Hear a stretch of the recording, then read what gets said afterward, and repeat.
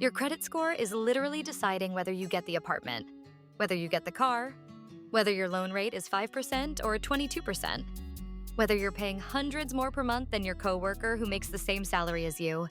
And most people have no idea what actually moves it. They're out here disputing old stuff that doesn't matter, opening cards they don't need, paying off small balances and wondering why nothing changed. I've worked in accounting for 20 years.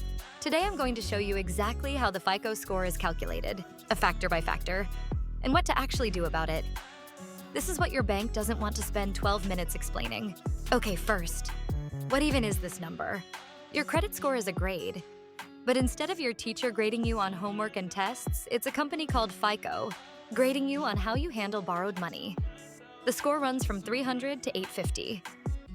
300 is, I have defaulted on everything and I might also owe the mob money. 850 is, I am so reliable, banks send me gifts. Most people land somewhere in the 580 to 720 range. Here's what those ranges actually mean in the real world.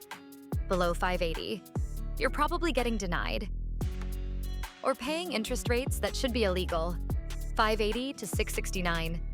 Fair. You might get approved, but lenders are side-eyeing you. 670 to 739. Good. This is where things actually start working in your favor. 740 to 799. Very good. You're getting solid rates. People like you. And 800 plus, you're elite.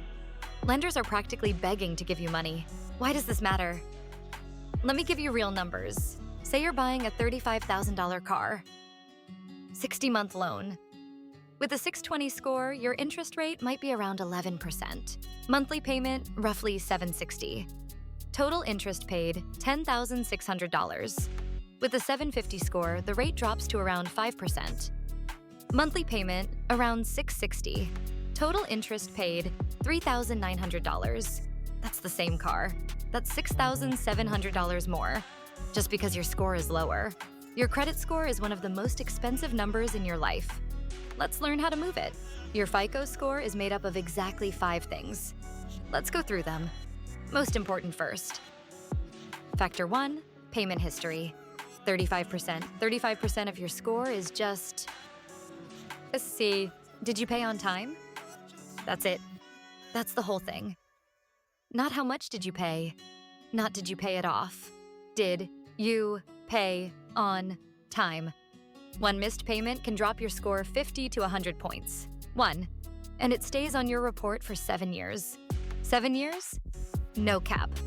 So if you do nothing else from this video, automate your minimum payments. Right now, tonight, set up autopay on every account. Even if it's just the minimum, that keeps you from going late. You don't have to pay it all off. You just have to not miss a payment. Factor 2, credit utilization, 30%. This one surprises people the most. Credit utilization is how much of your available credit are you actually using. If your credit card limit is $5,000 and you have a $4,500 balance, your utilization is 90%. That looks like a red flag to lenders, even if you pay it every month.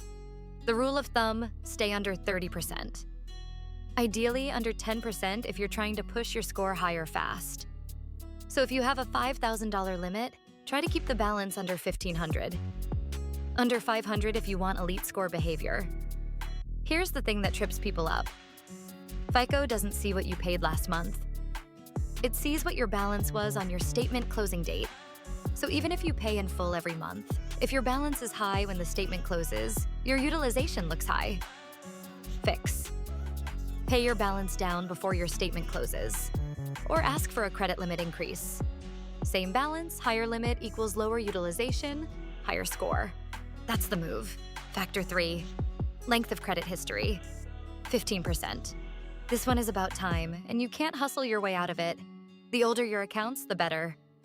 FICO looks at the age of your oldest account, your newest account, and the average age of all your accounts. This is why you should almost never close old credit cards, even if you don't use them. Closing an old card shortens your history and can lower your score even if the card has a 0 balance. The play. Keep your oldest cards open, even if you just use them for a small purchase once a month to keep them active. Set it. Forget it. Factor 4. Credit mix. 10%. FICO wants to see that you can handle different types of credit. Credit cards, auto loans, student loans, mortgages, they count differently. If you only have credit cards, having an installment loan on your record can help a bit. But real talk, don't go taking out loans just to improve your mix. This factor is only 10%, and it's not worth paying interest to game it. Handle your current accounts well first. Factor 5. New credit, 10%. Every time you apply for new credit, a card, a loan, anything, the lender does a hard inquiry. That inquiry can drop your score 5 to 10 points temporarily. The key word is temporarily. It bounces back in a few months. But if you apply for 5 cards in a row, 5 hard inquiries, that's a pattern. It looks like you're desperate for money. Lenders notice. The move, only apply for new credit when you actually need it. Don't sign up for every store card that offers you 20% off. Not worth it. Okay, now you know the factors. Here's how to actually move the needle. In order of speed. Step 1, fix any missed payments now. If you have anything past due, bring it current. Immediately. The damage is done, but the bleeding stops when you catch up. Step 2, reduce your utilization. If you have credit card debt, focus extra payments on bringing balances below 30% of each card's limit. If you can get below 10% on all cards before your next statement date, your score could jump 30 to 50 points within a month. That's the fastest legal move in the game. Step 3, ask for a credit limit increase. Call your card issuer. If you've had the card for a year and haven't missed payments, ask for a limit increase. If your balance stays the same and your limit goes up, your utilization drops. Score goes up. Step 4, become an authorized user on someone's old card. If you have a parent, spouse, or family member with a long credit history and a card in good standing, ask them to add you as an authorized user. Their history shows up on your report. You don't even have to use the card. Step 5, don't apply for anything new right now. If you're in rebuild mode, freeze. No new cards, no applications. Let your current accounts age and your utilization drop. In 3 to 6 months of clean behavior, you'll see movement.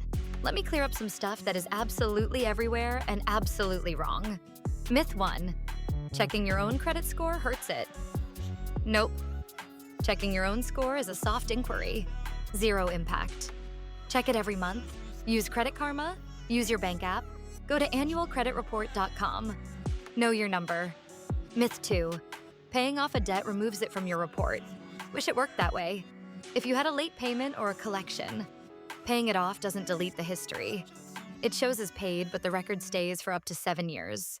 The clock started when the account first went delinquent. Myth 3, you need to carry a balance to build credit. Oh, this one drives me crazy. You do not need to carry a balance. You do not need to pay interest. Use the card, pay it off before the due date. Your on-time payment gets reported, your utilization stays low. That's how you build credit for free. Myth 4, closing a card helps your score. Closing a card usually hurts you because it removes available credit, utilization goes up, and it potentially shortens your history. Only close a card if it has a fee you can't justify. Otherwise, leave it open. Real talk. Your credit score isn't a personality judgment, it's a system, and systems can be learned. You now know the 5 factors. You know what moves the needle. You know what doesn't. That's more than most adults walking around with a 620 score who have no idea why. Here's your homework. 1, check your credit score today. Free at annualcreditreport.com or Credit Karma. 2, set up autopay on every account. Tonight.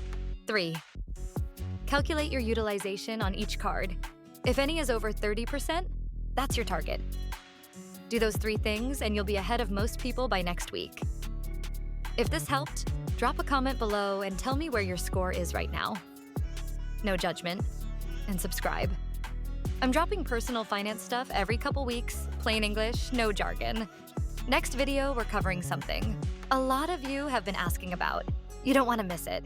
Go check your credit score. Right now, I'll wait.